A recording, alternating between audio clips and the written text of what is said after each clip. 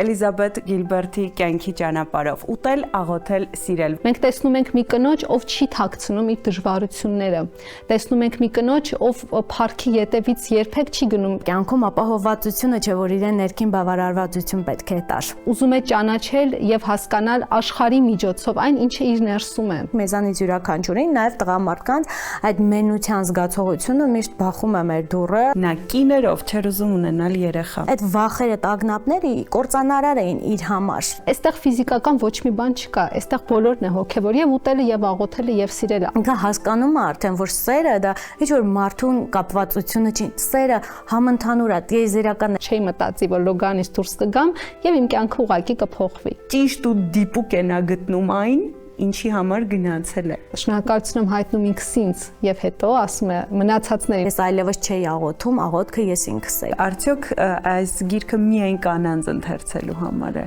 Ես կասեի, որ հա, կանայք նախապատվություն կտան։